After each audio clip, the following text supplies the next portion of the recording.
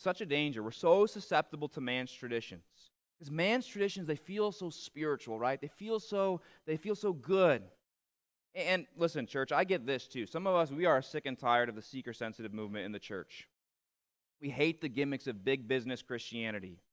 And so we long for something that's ancient. We don't want something that's subject to the latest fads. I mean, church, this kind of thing drives me crazy. There's churches out there who will preach a sermon series on building up the church, and they'll decorate the stage like a construction zone, and all the greeters are going to wear hard hats. Like, what are we doing? Can you imagine the apostles did this? Hey, John, make sure you bring your construction hat for the sermon series we're about to start. Like, what are we doing? And so I think people react to that and they say, I want something authentic. That is a gimmick. But then they return to these ancient creeds and councils and say, well, men have been reciting the same truth for thousands of years, and all over the globe they say the same thing every Sunday. And they want to put their roots into something ancient and deep and unmovable. But church, men reciting truth does not make it true. Men praying or practicing or reciting doesn't make it true. I don't care if men have been doing it for 1,000,000 years, because men don't make things spiritual. Men don't make things unmovable. God does. God does. If you want to put your roots into something deep, put it into God, the Ancient of Days, the Creator. Build your life upon His Word.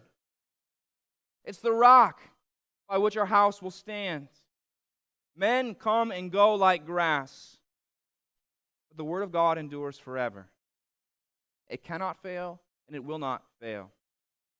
Now, does that mean we can never have symbol? Of course not.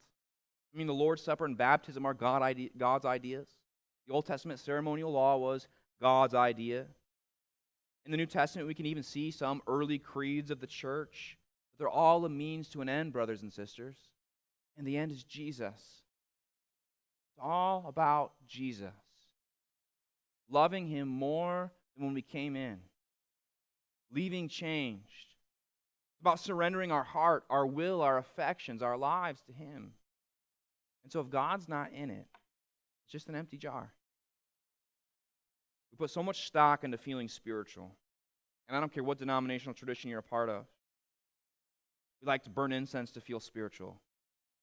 You know, we like to decry rock music and tell women they can't cut their hair in the fundamentalist tradition to be spiritual. Pentecostals like to roll around on the floor to feel spiritual. Listen, I don't want you to feel spiritual, church. I want you to be spiritual. You want to know how to be spiritual? You want to be close to God? Put a towel around your waist and wash somebody's feet. Love God, love people, and serve somebody. Let His name increase and your name decrease. That's how you're spiritual. Die to yourself daily. Take up your cross. Love your neighbor. Forgive those who have sinned against you. Be a peacemaker. The cathedrals, orchestras, smoke, and lights don't make one spiritual.